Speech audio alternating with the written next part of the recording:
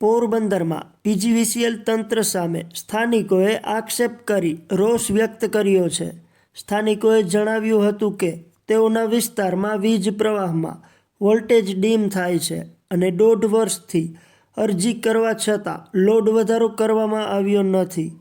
પોરબંદરના મિલપરા વિસ્તાર ward number 12 શેરી નંબર 4 વાછરાડાના મંદિર પાછળ રહેતા સ્થાનિકોએ પીજીવીસીએલ તંત્ર સામે રોષ વ્યક્ત કર્યો છે।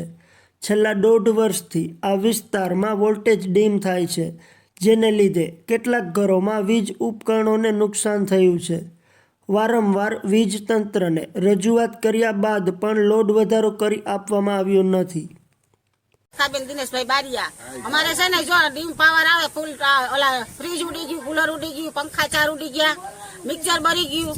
અમારે કરવું શું બધાને? હવે કયો અમને 2 વર્ષથી અરજી કરી, કઈ આવતું નથી। અહીંયા કોઈ ભાવ પૂછવા જ નથી આવતું।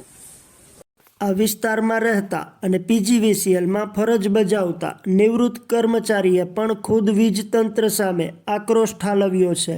નિવૃત્ત પીજીવીસીએલ કર્મીની રજૂઆત પણ વીજ તંત્રએ ધ્યાને લીધી નથી। રૂબરૂ અને લેખિત રજૂઆત બાદ પણ છેલ્લા 1.5 વર્ષથી આ વિસ્તારના સ્થાનિકો હાલાકી વેઠી રહ્યા છે। ગ્રાહકોને પૂરતો સંતોષ મળે તેવો વીજ તંત્રનો દાવો અહીં પોકળ સાબિત થઈ રહ્યો હોવાનું સ્થાનિકોએ રોષભેર જણાવ્યું હતું। આ વિસ્તારમાં લોડ વધારો કરી આપવામાં આવે તેવી ઉગ્ર માંગ કરવામાં આવી છે। મગન બામણિયા, હું પણ જીબીમાં પીજીવીસીએલ નોકરી કરેલો નિવૃત્ત માણસ છું અને 2 વર્ષથી અમારે પાવર લો પાવર થાય। સવારે 5 વાગે એટલે લો પાવર એવો ડીમફુલ પાવર થાય। અમારે ગીઝર બરી ગયો, 2-3 પંખા બરી ગયા। મેં સોલાર નાખેલું, સોલાર મારું હાલતું નથી, તો મારે શું કરો? કેટલા ટાઈમથી અમે અરજી કરી, કેટલી વખત ગયા એના ભેરા એજ્યુકેટિવ એન્જિનિયરને અરજી કરેલી છે, એ અમારા આગળ એની સહી કરેલો કાગળ છે। ડેપ્યુટી રાણા સાહેબની જે સહી કરેલી હતી એ કાગળ અમારા આગળ છે। એટલે રાણા સાહેબે મને કીધું કે તમે 2-3 જણાનો લોડ વધારો માગી લો। મેં 7 જણાનો લોડ વધારો માગેલો છે, તો હવે મારે શું કરવું? લોડ વધારો તો મેં કીધું અટાણે અમારે લતાવાળા મને ગાળું કાઢે કે ભાઈ તમે આ લોડ વધારો અમારા પૈસા ગયા તો અમારે શું કરવાનું? તમે કંઈ કરતા નથી કે તમે પોતે જીબીમાં તમારું નો હાલે એમ મને કહે, તો મારે શું કરવાનું?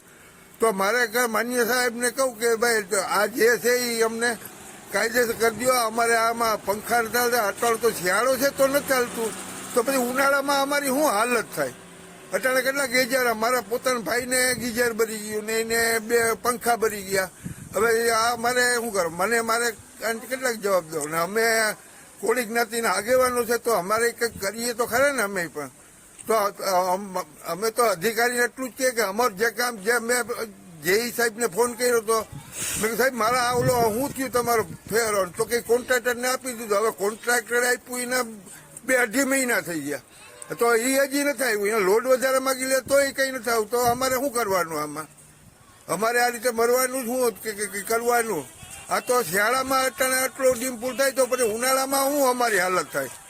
અમારે 1.5 વર્ષથી આમનામ અમારે રામાયણ હાલે, તો કોઈક માન્ય સાહેબને કે અરજી કરે, કીધું બધું, તોય થતા નથી કરતા।